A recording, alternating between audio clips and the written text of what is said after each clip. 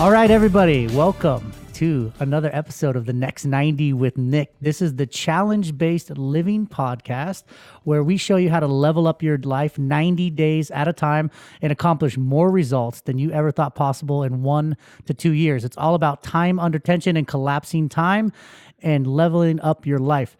I hope we were recording the microphone monologue there because I'm actually on location, the first ever on location Next 90 with Nick. And I have a very, very special guest in his studio, his podcast studio, Mr. Russ Pickle Perry. What is going on? Thank you, Nick. And this is the first podcast in our new space. So you are setting records. I love it. And we're going to get into this new space because we're actually in a building that Russ just purchased for his company. And you heard me call him The Pickle. He owns a company called designpickle.com. Why don't you let the audience know a little bit about what Design Pickle does? So, because it's kind of ambiguous right there. Right. Aside from our vegetable themed branding, Design Pickle is the world's #1 flat rate graphic design service. So we charge just one fee a month. It starts at $370 a month, and then you can get matched with one of our designers. They are international designers, so they work at night, and so you submit your request during the daytime. They get your jobs done at night, and then you wake up and the files are there. It's one price, as much as you can use. Did you say world's #1?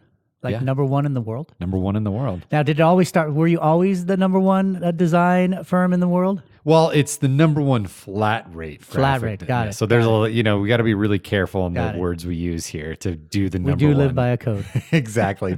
There, when we started, there were, I think, 1 or 2 companies that were creative agencies that were pretty standard that had a flat rate offering, but they weren't niched down like we decided to launch. And now there's a lot of guys in the marketplace either copying us or doing something with other services, but we own a pretty large slice of the pie.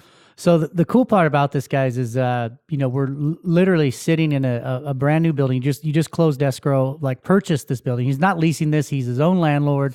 How long ago did you close on this building? 2.5 weeks ago.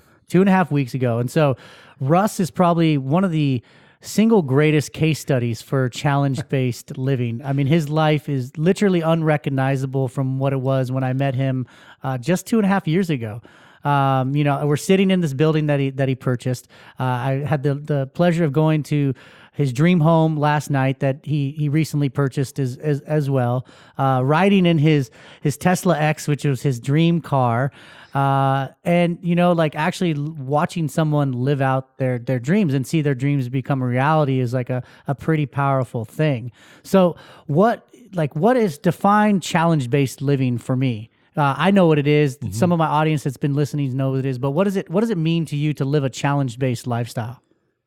Dude, I love it. And the challenge-based lifestyle is your ability to get crystal clear of what you want and then putting a daily practice into place in order to move you towards those things. And like we talked about the name of your show and everything, we operate in a 90-day timeline because all the psychological, motivational, inspirational business research has shown that is enough time to be able to accomplish some really big stuff. And when you repeat it 90 days, 90 days, 90 days, 90 days, you're able to truly move the needle, which, rattled off a lot of cool stuff. All of that is just a reflection of the commitment I've had in order to grow my family, grow my relationships at home, grow my business, and provide more value to my clients. Just got a couple cool things along the way. And that I wouldn't have been able to do that had I not broke it down into those 90-day chunks. So you think because I just want to put it into context here, and I hope you're comfortable with me sharing some numbers. Yeah. When you and I first met, you had kind of one stateside employee, and then most of your employees were overseas. Your business was doing approximately like $25,000 a month.